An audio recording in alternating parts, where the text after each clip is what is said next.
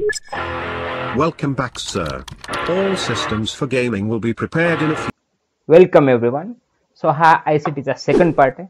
यात आपण part first मधले उरलेले काही पॉइंट्स कव्हर करणार आहोत. सो क्विकली आपण पाहूयात की कोणत्या कोणत्या पॉइंटवर आज आपल्याला फोकस करायचं आहे. फर्स्टली आपण road map for important dates बघणार आहोत. त्यानंतर काही ऍप्लिकेशन्स पाहणार आहोत. हे काही रिसेंटचे ऍप्लिकेशन्स आहेत. नंतर पोर्टल्स ज्यावर एक्झाम मध्ये नेहमी प्रश्न येतो. लास्टच्या स्लाइड मध्ये आपण काही लॉंग फॉर्म्स पाहणार आहोत. Road map for important dates मध्ये 1923 पासून 2004 पर्यंत ICTच्या माध्यमातून काय काय डेव्हलपमेंट झाली इंडियामध्ये ती आपण पाहणार आहोत. तर 1923 मध्ये रेडिओचं प्रसारण सुरू झालं इंडियामध्ये. त्याच रेडिओला 1927 मध्ये ऑल इंडिया रेडिओ असं नाव देण्यात आलं, जे की प्रायव्हेट होतं. 3च वर्षानंतर ऑल इंडिया रेडिओला गव्हर्नमेंटनं विकत घेतलं आणि ती गव्हर्नमेंट बॉडी म्हणून समोर आली. 1957 ला आकाशवाणीची स्थापना झाली. त्यानंतर 1977 ला FM रेडिओ आले, जे की आतापर्यंत चालत आहेत FM चॅनल्स. 1993 मध्ये प्रसार भारतीची निर्मिती झाली. प्रसार भारती ही टेलिकम्युनिकेशनच्या नियमांचं काम करते. त्याचे नियम पाळले जातात का नाही याच्यावर वॉच ठेवतं. आणि 1997 मध्ये ट्राय स्थापन झालं. ट्राय म्हणजे कस्टमरचे हक्क जर मारले जात असतील तर त्या संदर्भात कस्टमरला तक्रार करण्यासाठी ट्रायकडे आपण जाऊ शकतो, तशी व्यवस्था केलेली आहे. आणि लास्टली 2004 मध्ये DTH 34 ह्या चॅनलची स्थापना झाली, जे की GSAT-15 ह्या सॅटेलाइट थ्रू प्रस्थापित झालं होतं. त्याच्याबद्दलची आणखीन डिटेल आपण हायर एज्युकेशन ह्या आपल्या चॅप्टरमध्ये पाहणार आहोत. ह्या स्लाइडमध्ये आपण काही वेबसाईट, ऍप्लिकेशन्स आणि त्यांचे फाउंडर्स पाहणार आहोत. आणि त्या फाउंडरनी कोणत्या वर्षी त्या वेबसाईट काढल्या यावर फोकस करणार आहोत. तर आपल्याला माहिती आहे 1942 मध्ये कम्प्युटरची स्थापना झाली. चार्ल्सनं ती केली. 1971 मध्ये टॉम लिन्सननं ईमेलचा शोध लावला, जे की आपण नेहमी वापरतो आजतागायत. ईमेलसाठी अजून तरी रिप्लेसमेंट नाही. ऑथेंटिक असं इन्फॉर्मेशन ट्रान्सफर होतं त्याने. 1975 मध्ये मायक्रोसॉफ्टची स्थापना झाली. बिल गेट्स तर आपल्या सगळ्यांनाच माहिती आहेत, नेहमी लक्षात ठेवा. 1990 मध्ये WWW चा शोध लागला गेला. टिम बर्नर्स-ली ह्याने ते शोधलं. 1994 मध्ये जेफ बेझोसनं ॲमेझॉनची स्थापना केली. सगळ्यात मोठी कंपनी बनली काही काळापुरती.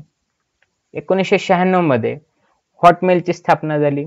साबिर भाटिया ह्या इंडियन माणसानं ती केली.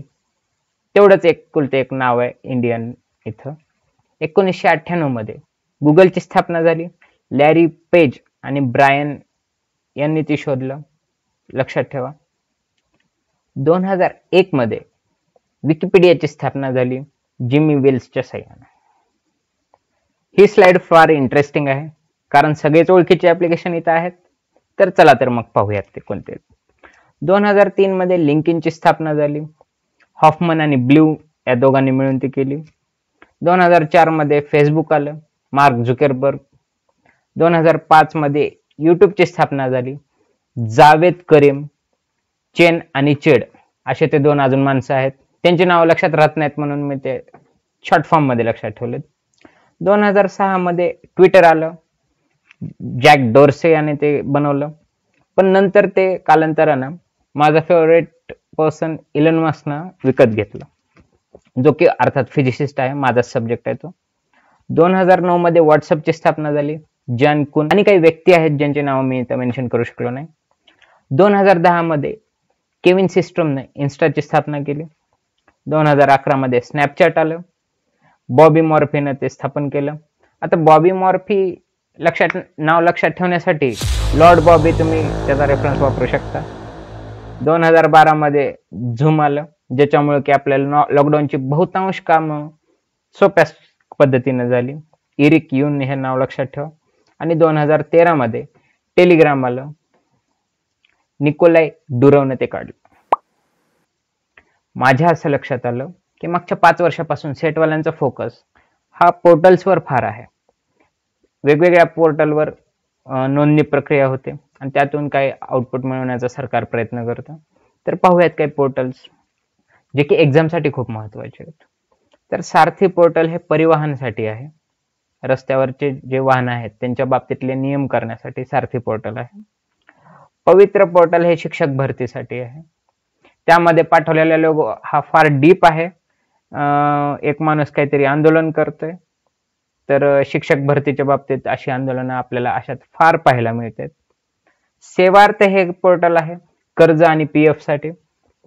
तर सरळ हे पोर्टल शालेय विद्यार्थ्यांसाठी बनवण्यात आलेलं आहे, त्यांची माहिती संकलन आणि त्याच्याबद्दलचा डेटा तयार करण्यासाठी.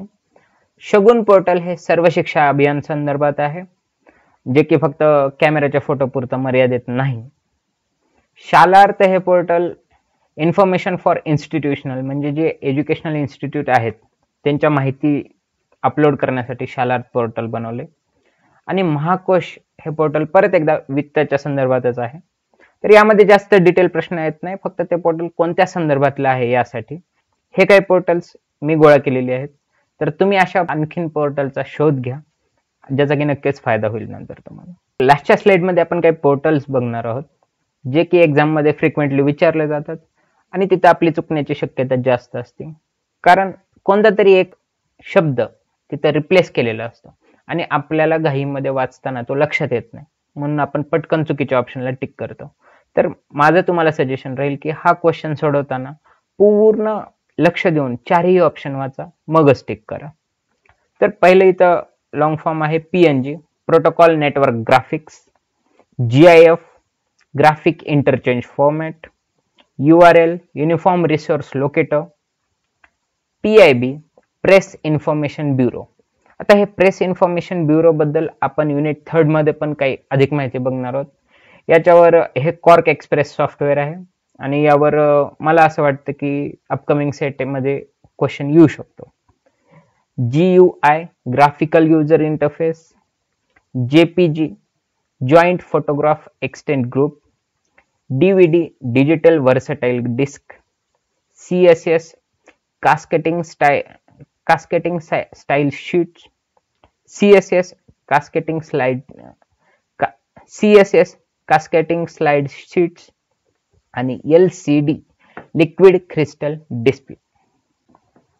तर ICTच्या 2 व्हिडिओमध्ये आपण भरपूर पॉइंट कव्हर केलेले आहेत, पण तुम्हाला काही लॉंग फॉर्म्स, काही वेबसाईट, त्यांचे फाउंडर सापडले तर ते नोट डाऊन करून ठेवा. एक्झामला जायच्या अगोदर रिवाइज करून जा आणि जितके पॉइंट मी तुम्हाला सांगितले आहेत, जितके टायटल्स ह्या व्हिडिओमध्ये कव्हर केलेले आहेत 2 व्हिडिओमध्ये, ते टायटल्स आणखीन एक्सटेंड करायचा प्रयत्न करा. सेटमध्ये ICT युनिटला ह्या पॉइंटवरच जास्त फोकस केला जातो. सो तुम्हाला नक्कीच हे सगळं हेल्पफुल ठरेल. रिप्रेझेंटेशन माझं नक्कीच आवडलं असेल अशी मी आशा करतो आणि भेटूया पुढच्या व्हिडिओमध्ये. थँक्यू.